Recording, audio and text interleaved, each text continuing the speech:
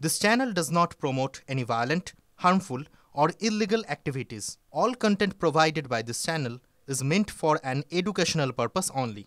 বন্দে মাতরমের ১৫০ বর্ষে সুকান্ত মজুমদার তিনি বক্তব্য রাখছেন। রিপোর্টার বন্ধুরা বলছেন তা দিয়ে বাংলাকে দেশের মানুষ চিনবে।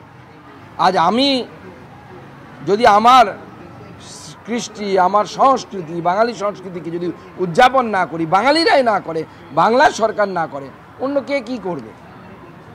বাঙালির এই যে এত বড় অবদান, এই অবদানকে রাজ্য সরকার যেভাবে উদযাপিত করা উচিত ছিল সেভাবে একদমই উদযাপন করছে না। উল্টে বিভিন্ন জায়গায় নাকি শুনতে পাচ্ছি অভিষেক ব্যানার্জির জন্মদিন পালন হচ্ছে। যাই না ভারতের জন্য কটা মেডেল, কটা নোবেল নিয়ে এসছেন, কটা গবেষণাপত্র প্রকাশ করেছেন, বা কী মহান কাজ করেছেন, বা কত দেশের জন্য আত্মত্যাগ করেছে আমাদের জানা নেই।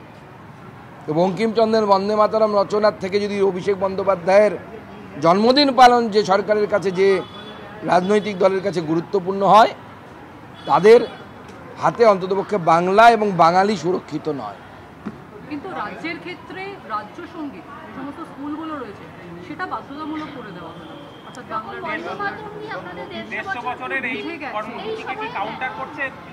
দেখুন, তৃণমূল কংগ্রেস একটি প্রাদেশিক মানসিকতার জন্ম দেওয়ার চেষ্টা করছে। এই প্রাদেশিক মানসিকতা আগামী দিনে বিচ্ছিন্নতাবাদকে জন্ম দেবে এবং আলটিমেটলি বাংলার বিচ্ছিন্নতাকামী শক্তিরা যারা চায় বাংলাকে ভারতবর্ষ থেকে আলাদা করতে, তাদের উদ্দেশ্য সফল হবে, আর কোনো লাভ হবে না। যদি রাষ্ট্রসঙ্গীত বা রাজ্য সঙ্গীত যাই বলুন না কেন, রাজ্য সঙ্গীত যদি করতে হয় মমতা বন্দ্যোপাধ্যায়কে, বন্দে মাতরমের দিনেই কেন করতে হবে? অন্য দিনেও তো উনি করতে পারেন। তার মানে কি আপনি দেশের সাথে, বঙ্কিমচন্দ্রের সাথে রবীন্দ্রনাথের কম্পিটিশন করানোর চেষ্টা করছেন? যে বন্দে মাতরম আমরা গাই, সে বন্দে মাতরম তো রবীন্দ্রনাথ ঠাকুরের সুর করা স্বয়ং। তো স্বাভাবিকভাবে রবীন্দ্রনাথ ঠাকুর স্বয়ং নিজে কংগ্রেসের অধিবেশনে এই বন্দে মাতরম গিয়েছিলেন নিজে সুর করে। তো আজকে যারা বাঙালির সংস্কৃতিকে নষ্ট করার চেষ্টা করছে, আমার বিশ্বাস বাংলার মানুষ তাতে বিভ্রান্ত হবে না।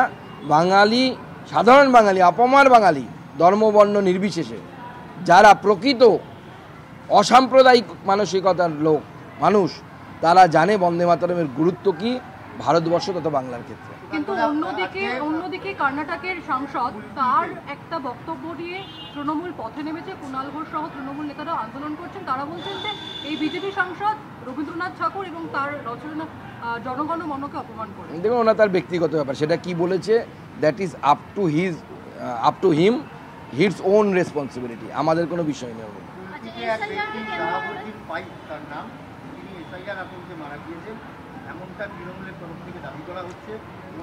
তৃণমূলকে বলুন পোস্টমর্টম করতে, পোস্টমর্টম করে ডাক্তারদেরকে বলুন ওকে লিখে দিতে এসআইআর আতঙ্কে মারা গেছে। বিভিন্ন জায়গায় বিএলএরা বিজেপির তরফে যারা রয়েছে তারা আক্রান্ত হচ্ছে। কোচবিহারে জুতোর মালা পরানো হয়েছে। এরপর থেকে না, আমরা তো বলেছি যে এই সরকার থাকা অবস্থায়, এই অ্যাডমিনিস্ট্রেশন থাকা অবস্থায় নির্বাচন কমিশন যদি এসআইআর করাতে না পারে, তাহলে যেভাবে করাতে পারবে সেই ব্যবস্থা করা উচিত। মমতা বন্দ্যোপাধ্যায়কে 5 সাল সরকার চালাতে দিক, তারপরে 3 মাস 6 মাস এক্সটেন্ড করুক, রাষ্ট্রপতি শাসন করুক, করে ভোট করাক, এসআইআর করিয়ে ভোট করাক।